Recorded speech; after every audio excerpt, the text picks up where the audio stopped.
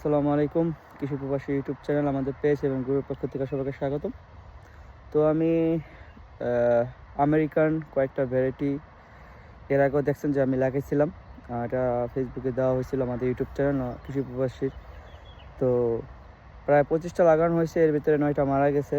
তো অনেকেই ভাবেন যে গাছ মারা যায় না, আসলে লাগানোর পরে অনেক কারণে গাছ মারা যায়। আমার নিজেরও গাছ মারা গেছে। তো দেখেন আপনাকে দেখাইতেছি, যেটা আমরা বাংলাদেশে মুনরোফ বলে ডাকি। তো ইনশাল্লাহ দেখি ভালো কিছু হবে। তো আজকে ছুটির দিন, তো ভাবলাম একটু গাছগুলো একটু পরিচর্যা করি। তো এইভাবে দিয়ে রাখবেন। তো দেখেন এটাও সুন্দর হয়েছে। তো এখানে সবজি বাগান হবে, আর আমাদের বাসায় এটা সবজি বাগান হবে এখানে। এই কারণে আমি ট্রাক্টর দিয়ে এখানে চাষ করছি। সময়ের কারণে ঠিক মতো পরিচর্যা করতে পারতেছি না। তো দেখেন এখানে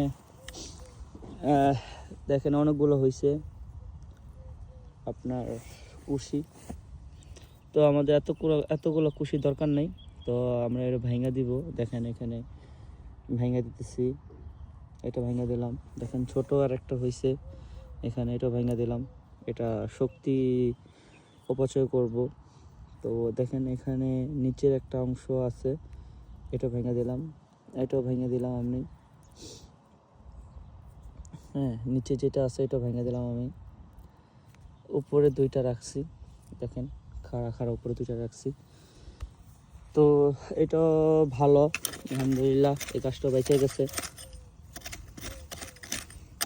তো সময়ের কারণে ঠিকমতো পরিচর্যা করতে পারতেছি না। এরকম ঘাসগুলা এরকম সুন্দর করে সরাই দিবেন, যাতে গাছের শক্তিগুলা ঠিকমতো গাছে পায়।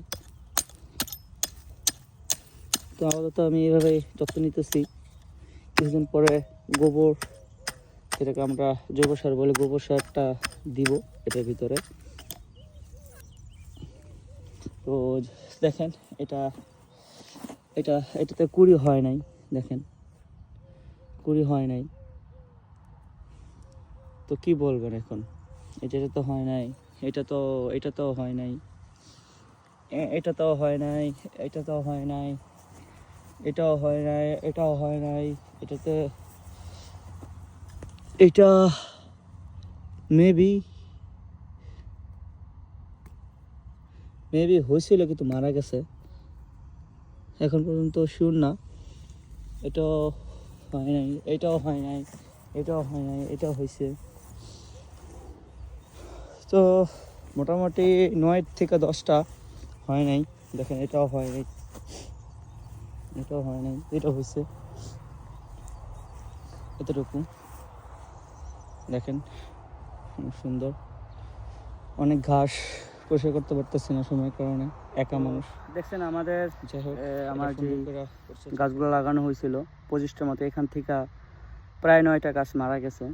তো বাংলাদেশের অনেক দালাল, তারপরে কাটিং ব্যবসায়িক, ওরা আমাদের পিছনে লাগছে। আমাদের ফেসবুক কমেন্টে এসে অনেক গালাগালি বকাবকি করে, যেটা বংশের পরিচয় বহন করে, যে কে কীরকম বংশের। যাই হোক, ওটার বিষয়টা হলো গাছ মারা যায়। আমাদের কাছ থেকে যারা গাছ নিছেন, তাদের কয়েকটা গাছ মারা গেছে। 90%-এর উপরে আমাদের রেটিং, মানে মারা যায় না, এত কম। তো অনেকে ভাবেন যে গাছ মারা যায়। আর আমার যে গাছগুলো আছে, এই গাছগুলো আমি সংগ্রহ করছি বাংলাদেশের টাকা 3000 টাকা করে, যেটা শুনলে আপনারা অবাক হবেন। এই জাতগুলো একটু রেয়ার টাইপের, মানে সহজে আপনার কুড়ি জ্বালায় নেই। তো পিছনে যে ঘাসগুলো আছে, এই ঘাসগুলো সরাই দিতেছি, আর আমি এভাবে করে দিতেছি, যাতে গাছটা সুন্দর হয়। চেষ্টা চালা যেতেছি, যদি হয় কুড়ি। দেখেন এটা সিমে কি অবস্থা।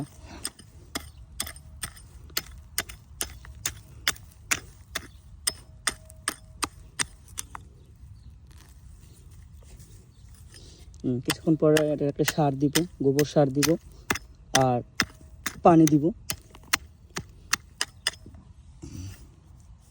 দেখেন যেটাও হয় নাই, এগুলো হয়নি অনেকগুলো।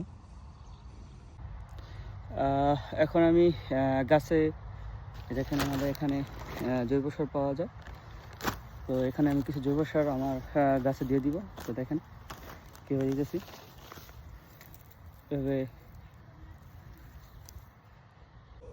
তো দেখেন আমি এখানে জৈব সার দিতেছি।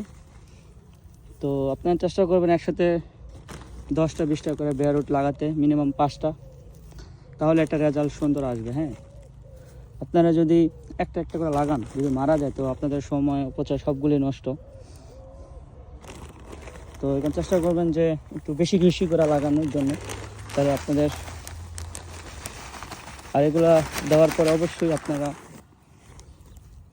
অবশ্যই পানি দিয়ে দিবেন। পানি অবশ্যই দিতে হবে গোবর দেওয়ার পরে। তো দেখুন আমার হাতে একটা বেলচা আছে, তো এইভাবে একটু বেলচা দেওয়া এগুলো সব একটু মিক্স করে দিতে হবে, যাতে মাটির সাথে সুন্দর করে মিক্স হয়ে থাকে। এখানে পাড়া দিলে এখান থেকে ওঠে, এইভাবে মাটিটা মিক্স করতে হবে। তো দেখেন এখন আমি গাছে পানি দিতেছি। তো গোবর সার দেওয়ার পরে অবশ্যই আপনারা পানি দিবেন। গোবর সার পানি দেওয়ার পরে যে দেখবেন গোবর সারের সাথে একটা লাল একটা পানি যায়, এটা গাছের জন্য খুবই উপকার। তো পরিচর্যা করার পর অবশ্যই পানি দিবেন। তো দেখেন আমি কীভাবে পানি দিতেছি, গাছগুলোকে সুন্দরভাবে একদম পরিপূর্ণ করতে হবে পানি দিয়ে। আর কিছুদিন পরে আমি এই গাছের উপর একটা রড দিয়ে দিব গাছটা সোজা করার জন্য। তো দেখেন